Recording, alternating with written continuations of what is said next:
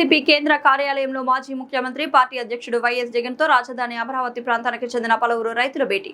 ఉండవల్లి, పెనుమాక, నిడమర్రు, ఎర్రపాలెం, కుర్రగల్లు గ్రామాలకు చెందిన రైతులు వైఎస్ జగన్తో భేటీ. భూ సమీకరణ పేరుతో ప్రభుత్వం చేస్తున్న అరాచకాలు, దౌర్జన్యాలు, బెదిరింపులను వైఎస్ జగన్ కు వివరించిన రైతులు భూ సమీకరణకు ఒప్పుకోకపోతే భూసేకరణకు సిద్ధమవుతున్నారని, ఈ పరిస్థితిలో తమకు వైఎస్ జగన్ తప్ప మరే అండ లేదని చెప్పుకొచ్చిన రైతులు భూములు ఇవ్వకపోయినా తీసుకున్నట్లు రికార్డుల్లో చూపడంతో పాటు వాటిని ఫ్లాట్లుగా చేసినట్లు రికార్డులు తయారు చేసి ఏకంగా రిజిస్ట్రేషన్ కూడా చేశారని వెల్లడే. ఇంకా తమ భూముల గుండా రోడ్లు వేయడంతో పాటు ఎత్తిపోస్తున్న నీటిని కూడా తరలిస్తున్నారని, పక్కనే రిజర్వాయర్ ఉంటే దానికి గంటి కొట్టి తమ భూముల్లో పారిస్తున్నారని గోడు వెళ్లబోసుకున్న రైతులు. అంటే దౌర్జన్యం అనేది ఏ స్థాయికి పోయిందనే నిదర్శనాలు ఇవన్నీ.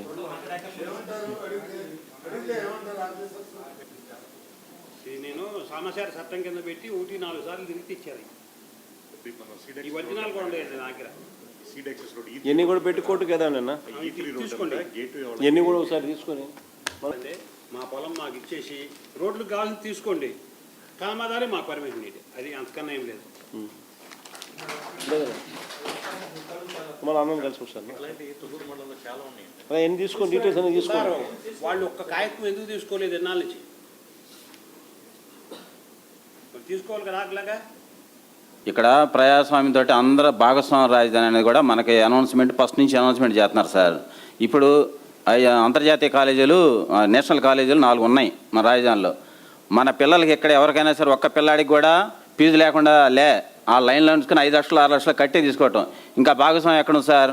మన భూముల్లో వాళ్ళ కాలేజీలు కట్టుకొని వాళ్ళు వచ్చి వాళ్ళు వ్యాపారం చేసుకుని ఉంటే వాళ్ళు మనం కూడా పిల్లల్ని కూడా ఎగబడే తీసుకుంటున్నాం. భాగస్వామ్యం అనేది లేదు సార్, ఎక్కడ భాగస్వామ్యం లేదు. మా భూములు కాపాడుకోవాల్సి వీళ్ళందరూ కూడా వచ్చింది కూడా భూములు ఎట్ట కాపాడుకుందాం అనేది ఆలోచనతో భయపడి మరి ఇండైరెక్ట్గా ఏదో రకంగా మనం సాధించుకుందాం అనే ఉద్దేశంతో ఉన్నాం. ఇంతకుముందు కేసులన్నీ వేసి ఉన్నాయి.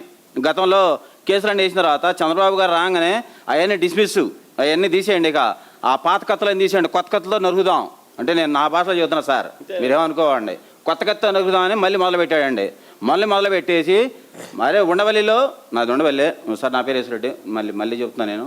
4 రోజులు మా ఊరు మొత్తం కూడా 4 రోజులు పేపర్లో వస్తూ ఉన్నాయి, ఎవరెవరి పేర్లు ఉన్నాయో, ఎవరెవరు ఎంత భూమి పోతుంది అనేది కూడా ఏం లేదు. సర్వే నెంబర్ చుట్టం పేర్లు కొట్టాడు, సర్వే నెంబర్ చుట్టం పేరు. అసలు యువనాడి సేలో కూడా లేఅవుట్ వేసేసి మన ఈ ఆఫీస్లో ఉంటుంది, రియల్ ఎస్టేట్ ఆఫీస్లో బోర్డులు కట్టి ఇది ఈ రోడ్డు ఇటు, ఈ రోడ్డు ఇటు, ఈ ప్లాట్ ఇది అని చెప్తారు కదా. అట్లాంటి పరిస్థితి ఉండవల్లికి వచ్చింది సార్ ఇక్కడ. ఇప్పుడు అయితే అసలు ముఖ్యంగా మనం చెప్పేది ఏంటంటే, ఇచ్చిన వాళ్ళు ఇచ్చారు, భూములు ఇచ్చేసారు, రిజిస్ట్రేషన్ అయిపోయింది, కొంతమంది ప్లాట్లు తీసుకున్నారు, అది రకరకాలుగా ఉన్నది. అది దాని జోలైతే పోవద్దు.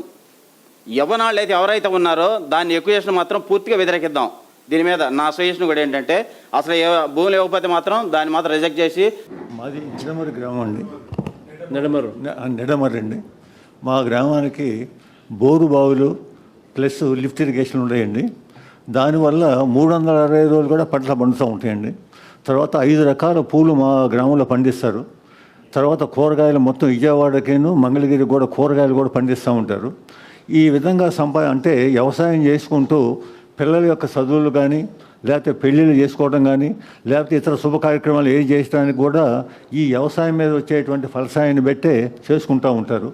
అటువంటి పరిస్థితుల్లో ఇప్పుడు ఈ మధ్య ఏం చేశారంటే, మొత్తంగా సెంటు కూడా భూమి ఉండకుండా మొత్తం భూమి తీసుకుంటామని చెప్పేసి 4 రకాల నోటిఫికేషన్ ఇచ్చేశారు.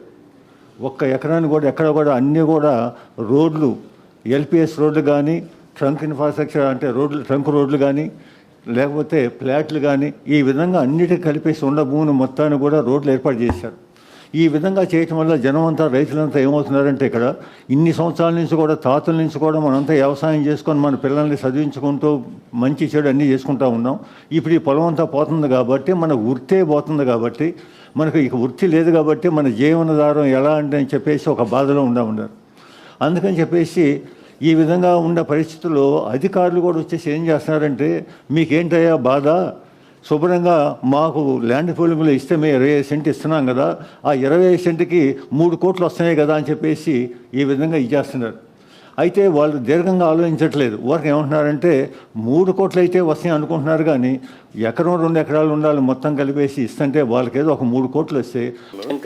శంకర్ ఎర్రబాలెం అయితే 3 ఎకరాలు కూడా ఒక సిఆర్డే ప్లాన్లో చేనికి అయితే రోడ్డు లేదు సార్. ఇప్పుడు కావాలని చెప్పి ఆ రోడ్డు లేని దానికి కూడా రోడ్డు పెట్టేసి నాకు రెండు నోటీసులు ఇచ్చారు సార్. ఎల్పిఎస్ ఒకటి ఇచ్చారు, ట్రంక్ అండ్ ఇన్ఫ్రాస్ట్రక్చర్ ఓ నోటీస్ ఇచ్చారు సార్. 3 ఎకరాలు రోడ్డు కింద పెట్టేశారు సార్. అంటే మనం ఒప్పుకోలేదు కాబట్టి ఇప్పుడు వెంటనే కొత్త రోడ్డు తీసుకొచ్చినారు, కొత్త పెట్టేశారు. రోడ్డు దాంట్లో పోయినట్టు. అయితే ఇప్పటికీ మేము నా పొలంలో నేను ఇప్పుడు వ్యవసాయం చేస్తున్నాను సార్. ఇప్పటికీ నేను గేదెలు రాకుండా చుట్టూ మా పొలానికి కంచేసుకున్నాను సార్. నేను వేస్తే నైట్ సిఆర్డీ వాళ్ళు పక్కన కంప తీస్తా, ఆ కంప మొత్తం తీసేసి ఓపెన్ చేసేసారు సార్. ఇక నేను ఇప్పుడు పైర్లు దాంట్లో మళ్ళీ పైరు వేయడానికి లేకుండా నన్ను డిస్టర్బ్ చేసేసారు సార్. అదొకటి. పోయిన సంవత్సరం లాస్ట్ ఇయర్ ఆగస్టు 20వ తారీఖు నారాయణ గారు నా చేలో నుంచి ఒక వాగు తోమేశాడు సార్. నీళ్లు ఫ్లడ్ వచ్చినప్పుడు అప్పుడు ఫ్లడ్ వచ్చి మొత్తం మునిగిపోయింది చూడండి అన్న.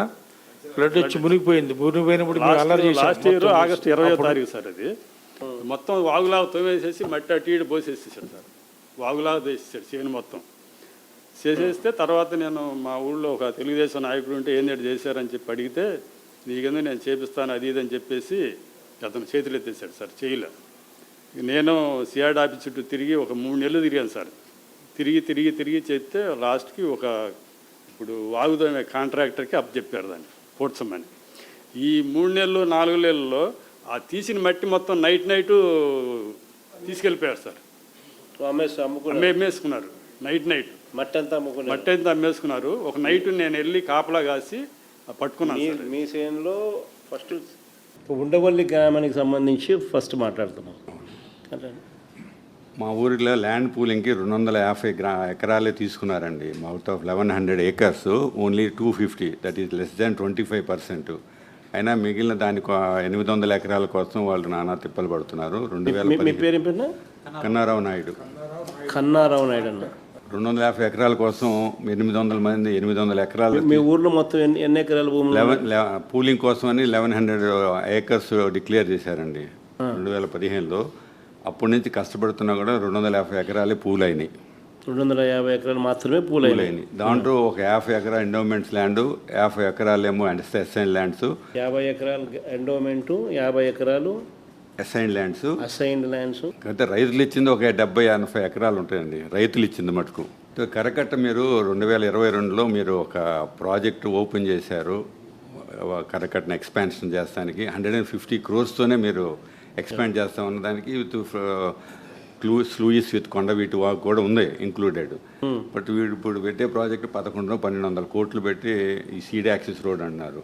సో నా వ్యక్తిగత అభిప్రాయం అయితే సీడ్ యాక్సిస్ రోడ్ అవసరం లేదండి. వెంకటపాలెం నుంచి కరకట్టను తీసుకుని వచ్చేసి మీరు చెప్పిన ప్రాజెక్టు ప్రకారం తీసుకొచ్చి సీతానగరం దగ్గర కలపచ్చు.